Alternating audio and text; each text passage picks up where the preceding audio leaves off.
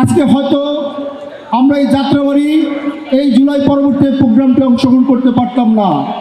এই যাত্রাবাড়িতে 4 তারিখে যে রণক্ষেত্র সৃষ্টি হয়েছিল, সেই রণক্ষেত্রের মধ্য দিয়ে আমি নিজে এখানে দাঁড়িয়ে এই ফ্যাসিস্ট সরকারের এই প্রেতাত্মা পুলিশ বাহিনীর মোকাবেলা করতে হয়েছিল আমার সহযোদ্ধাদেরকে নিয়ে।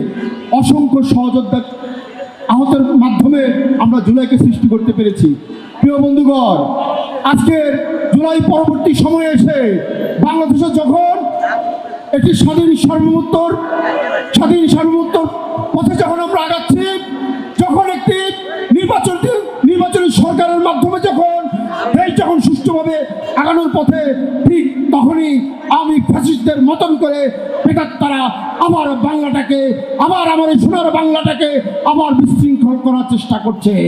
বিশেষ করে এই বর্তমান এনসিপি নামক যে দলটি নতুন গজিয়েছে, এই এনসিপির মূল অবকাঠামো হচ্ছে জামাতকে তারা পোষণ করছে। জামাতের একটি ভোট বাহিনী হিসেবে তারা বাংলাদেশের বিভিন্ন রকম সম্ভাবনাময়ী জুলাই যুদ্ধটাকে এবং এই জুলাই এই আন্দোলনটাকে তারা সংগঠিত করেছে।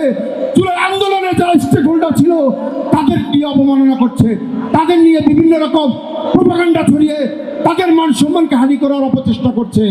নূর জুলাই গণঅভ্যুত্থানের অগ্রনায়ক, জুলাই অভ্যুত্থানের অন্যতম মাস্টার মাইন্ড নূর যদি তৈরি না হতো, নূরের সেই স্লোগান যদি রাজপথে প্রকম্পিত না হতো, সাধারণ মানুষের কান পর্যন্ত পৌঁছাতো, সাধারণ মানুষ সেই আশার বাতিঘর পেত না, জুলাই গণঅভ্যুত্থান সৃষ্টি হতো না।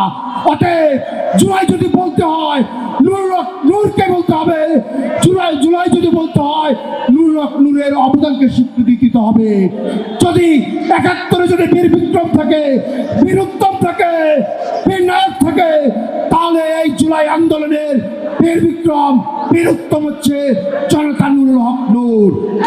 নূরের অবদানকে যারা অস্বীকৃতি করবে, তারা এই গণঅভ্যুত্থানকে অস্বীকৃতি করবে।